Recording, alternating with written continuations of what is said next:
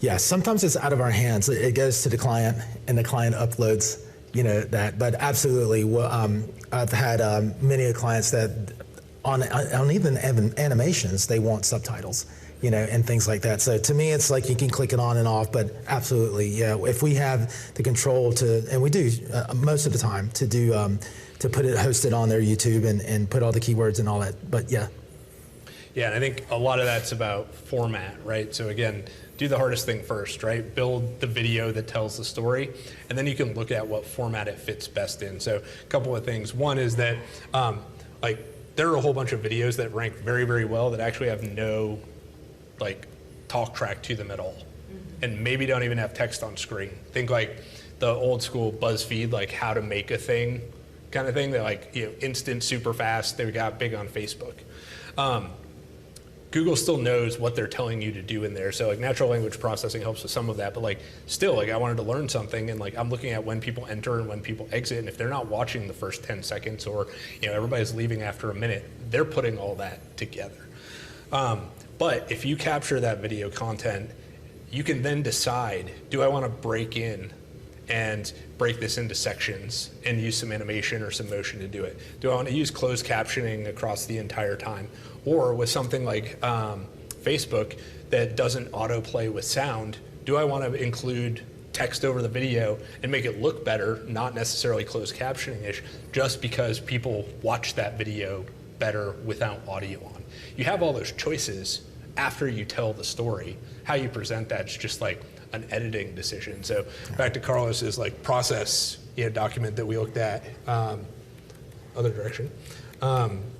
Here, that's all production stuff that once you get the content, you can decide, and you can, this used to be the thing to do several years ago when many other platforms weren't playing video with sound automatically, is you would cut versions of your social videos with text overlays and others without, and you were kind of dropping different things into different platforms, but it's all the same raw footage, right? It's all the same, tell the long form version first, and then you can fit it to the different platforms.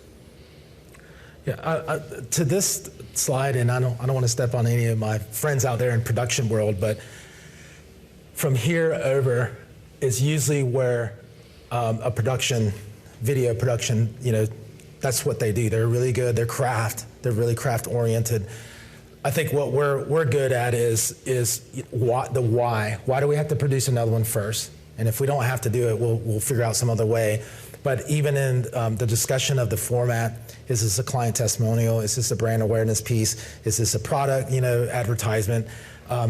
It's something that we take consideration in. But it's pretty much we start to develop what it is, and then after that is who's going to solve this? Who's going to write this for us? If it's a passion piece that we just need new writing perspective.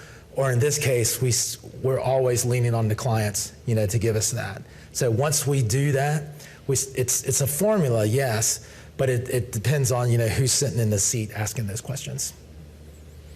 We have a good Barbara Walters. Yeah, and to your point about on page and how that works, and to Carlos kind of reuse or repurpose. We worked with a client in the fitness space this past fall who had hundreds, if not thousands, of fitness-oriented videos on YouTube that they'd annotated all the audio credits and all the stuff with, and they had not put any of it on their site. And so a core term for them was high intensity training. They wanted that as a content area, and they had hours and hours worth of YouTube content that related to it. That in the same way that you would build out a content pyramid overall, we just did it with cuts of videos that had been around since the beginning of COVID when they started filming everything that they did because they couldn't do stuff in person. So again, all that content still has value if you rethink of it through this SEO lens. And frankly, they've been doing the hardest thing all along, which was recording an hour workout every day all through COVID that we could just repurpose for them and turn into something that ultimately had more value from an SEO perspective. So how much did their rankings go up when you started adding some of those snippets to the website? They're just, it's still going up, and we're not through them all. There are hundreds of videos that can be cut up infinitely I could tell you before we started moving video around though, their top ranking terms were for a recipe for green juice, which didn't actually have a lot to do with their business. So now that they're ranking for things that have to do with fitness, it's a big benefit for everybody. Their videos are ranking or their websites? Their website's ranking and the videos are ranking too.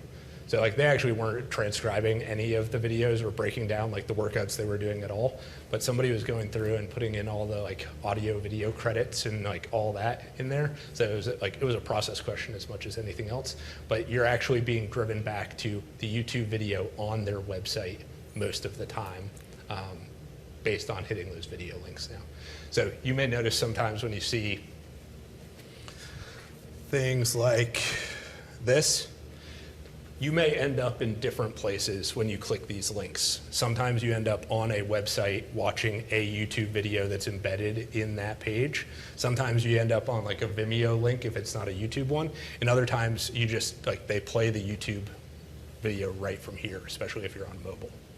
So you can actually encourage them to put you on your property if you want to, if you embed that in and kind of build a landing page experience. So like each video would have its own page and I guess some text on the page. Theoretically, yeah. Good.